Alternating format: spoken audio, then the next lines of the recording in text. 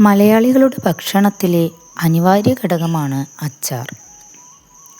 ചോറ്, കഞ്ഞി, കപ്പ, ചപ്പാത്തി എന്നു വേണ്ട സകലതിൻ്റെയും കൂടെ കൂട്ടുകൂടി നാവിൽ ഒരു ഉത്സവം തന്നെ നടത്തുന്ന ആളാണ് മിസ്റ്റർ അച്ചാർ. വേനൽ ആരംഭിക്കുന്ന ദിവസങ്ങളിലൊരിക്കൽ അമ്പലത്തിലേക്ക് പോകുന്ന വഴിയിലെ വലിയ ഇരുമ്പൻ പുളി മരം ലക്ഷ്യമാക്കിക്കൊണ്ട് അമ്മയും അടുത്ത വീട്ടിലെ ചേച്ചിമാരും കൂടി പുളിയെടുക്കാനൊരു പോക്കുണ്ട്. ഞങ്ങൾ കുട്ടിപ്പട്ടാളങ്ങൾ പിന്നാലെയും. ചന്നം ഭിന്നം പുളി പറിച്ച് കവറിലാക്കി നേരെ വീട്ടിലേക്ക്. വീടെത്താറാവുമ്പോൾ അസംബ്ലി ഡിസ്പേഴ്സായി അവരവരുടെ വീടുകളിലേക്ക്. പിന്നെ അങ്ങോട്ട് തുടങ്ങുകയായി.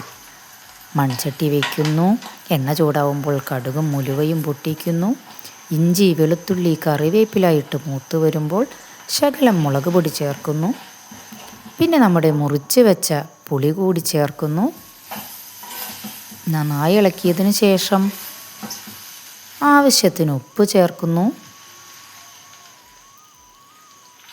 പിന്നെ കുറച്ച് വെള്ളവും ചേർത്ത് കായവും കൂടി ചേർക്കുന്നതോടുകൂടെ ശുഭം.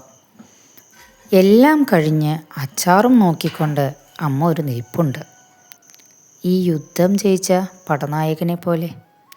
അങ്ങനെ പത്രാസുകാരൻ പുളി പാത്രത്തിലായി.